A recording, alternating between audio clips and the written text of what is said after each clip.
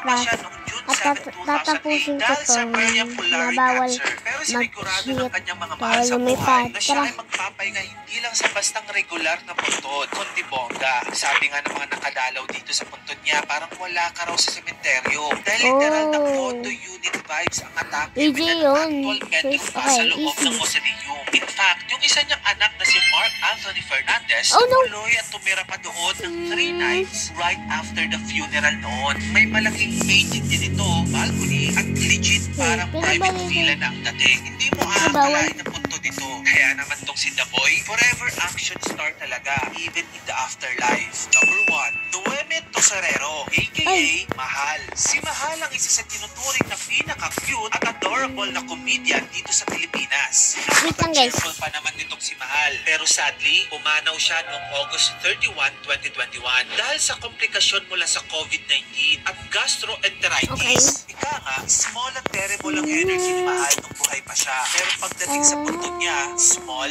but bongga. Ang kanyang puntod sa Himlayang Filipino Memorial Park ay malambay ang vibes with the cost sign na may nakalagay pang mahal sa harapan. Literal na mahal sa presyo. Pero also, mahal din siya ng mga fans niya na patuloy na dumadalaw tuwing undas. So yan na nga.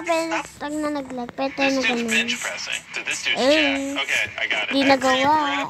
Pwede pala na ganun. Buwan ako nagawa nito. Hindi ako nagawa nito. Sabi niya ako. Oh, easy. Paano to? Oh, there he goes. He's getting it suspended. What's this? Paano to? Paano yun? Alright, 1, 2, 3, 4. He's benching me like it's nothing. You can do it! This dude just made $10,000 repping. 10,500. You're a strong boy. Let's see his reaction. Look at his face. Look at him. Ha, that's impossible. Thank you so much. Ito na ganun na huwag tayo mag-ubi. I'll donate $10,000. It's a lot of pressure. How that even impossible?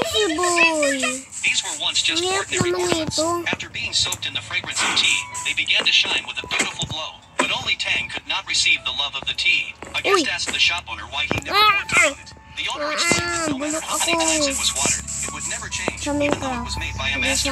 It turned out these ornaments were actually tea drinkers' pets. Some held abacuses, some were golden toads, and some were Mithraea buddhas, each with a unique shape.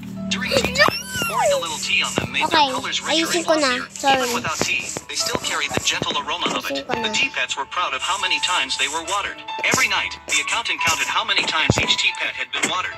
To everyone's surprise, the chubby golden pig who loved reading had been watered 9 times. Just when it felt proud, it turned out the golden toad next to it had been watered 11 times. This broke the record, drawing admiration and applause from everyone. The golden toad was ready to share the secret of its success. There's a hotel in Quezon City na unusual mong makikita. Dito ka matutulog sa malaking box na to. Just imagine yung pwede nilang kitain in and out of the show. Kaya naman alamin natin ang ranking ng top 10 na pinakamayamang host ng It's Showtime. Yung akala mong number 1, wala sa tuktok ng ating listahan. Number 10, Darren Espanto. Si Darren Espanto ang youngest host ng It's Showtime. Siya rin ang pinakabago. Ngunit pasok na siya sa ating top 10. Yes, 40 ni Darren Espanto ang pagkanta. Pero ngayon, nilalagay na siya ng ABS-CBN sa pag-host gaya ng sa ASAP at Showtime. Sunod-sunod rin ang kanyang concerts sa mga probinsya at pati na sa ibang bansa. Ang OG The Voice Kids na ito Baduga yun ang gawa. Ang 86 million pesos. Number 9, Karil.